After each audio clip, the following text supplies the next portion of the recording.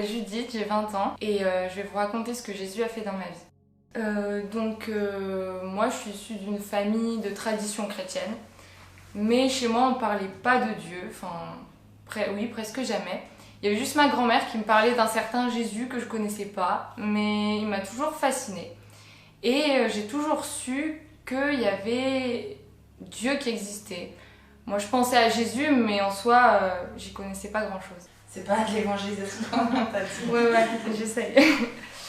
À 11 ans, mes parents ont divorcé et ça a été le point de départ de beaucoup de conflits familiaux qui ont fait beaucoup de mal à moi, à ma famille, à mes proches. Et à cette période-là, bien que je savais que Dieu était là et qu'il existait, je pensais pas qu'il pouvait m'aider. Il était très extérieur à ma vie et j'y pensais vraiment de manière occasionnelle. J'essayais de m'en sortir toute seule, mais j'y arrivais pas.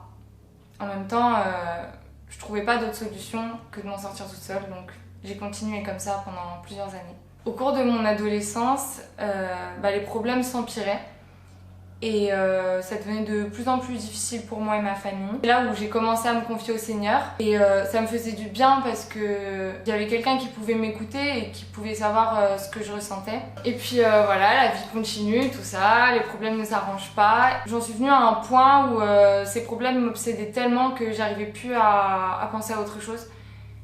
J'arrivais même plus à réviser. J'avais beaucoup de rancœur, beaucoup de haine, beaucoup de colère et je savais pas vraiment comment gérer toutes ces émotions. Même si je me confiais au Seigneur, en fait j'avais l'impression de lui déposer mon fardeau, mais après ma prière de le reprendre en fait. Donc j'avais pas encore trouvé une paix durable. Et puis à un moment je me suis dit, ce Dieu que je prie de faire plus, je sais pas comment dire, mais parce qu'il n'y a que lui en fait qui peut m'aider. Personne d'autre peut m'aider. Je me suis dit, il faut vraiment que j'essaye de me rapprocher de ce Jésus. Je savais pas comment faire, mais voilà, j'avais vraiment cette conviction en moi, il y a que lui qui pouvait m'aider. Et du coup, un changement s'est opéré du moment où j'ai commencé à lire la Bible. Parce que voilà, j'ai toujours eu une Bible. Parce que dans ma famille, on a une Bible, mais on l'ouvre pas. Et je me suis dit, peut-être qu'il faudrait que je l'ouvre. Et quand j'ai ouvert, j'ai découvert vraiment qui était Dieu et qui j'étais.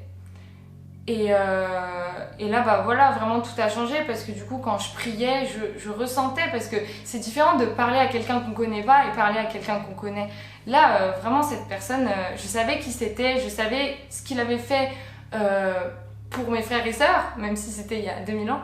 Et je savais que du coup, dans ma vie, il pouvait faire de grandes choses. Jusqu'à ce moment-là, j'étais un peu du coup dans une relation à sens unique. Et c'est pour ça que ça fonctionnait pas entre guillemets. Et là j'étais vraiment dans une vraie relation où je lui parlais et je l'écoutais. Je lui partageais plus que mes peines, mais je lui partageais aussi mes joies. Et du coup les joies en sa présence, elles étaient amplifiées.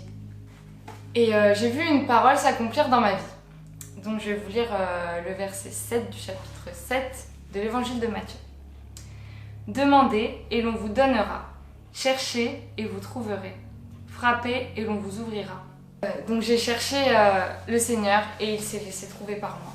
J'avais à cœur de vous raconter un événement récent pour vous faire comprendre comment Dieu agit dans ma vie et agit du coup dans ces conflits familiaux.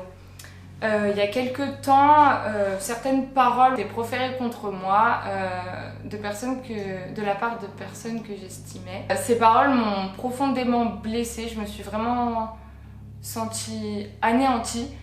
Et c'était c'était la première fois de ma vie où je me sentais vraiment aussi abattue par des mots. Et j'étais tellement faible au point où j'arrivais même plus à me lever de mon siège et je me mettais à pleurer et j'arrivais pas à m'arrêter.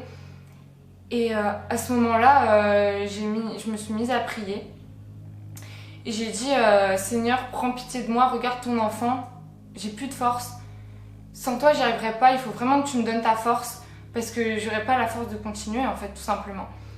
Et à ce moment-là, vraiment, j'ai senti une paix m'envahir. C'était vraiment... j'avais déjà ressenti ça, mais c'était tellement puissant. Je me sentais bien, je me sentais délaissée des hommes, mais pas délaissée de Dieu. Du coup, Jésus m'a vraiment redonné la force et à partir de ce moment-là, j'ai pu me lever, recommencer ma journée comme si de rien n'était aux yeux des hommes en tout cas. Il y a une parole que j'aime beaucoup dans la Bible, c'est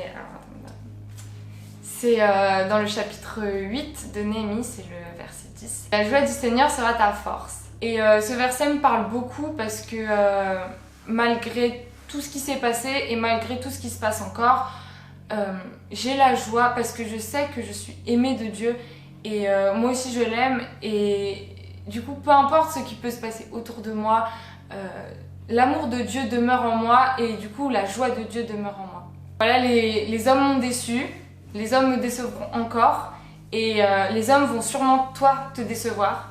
Mais Dieu jamais il ne te décevra. En tout cas, moi, il ne m'a jamais déçu. Aujourd'hui, j'aimerais te dire quelque chose.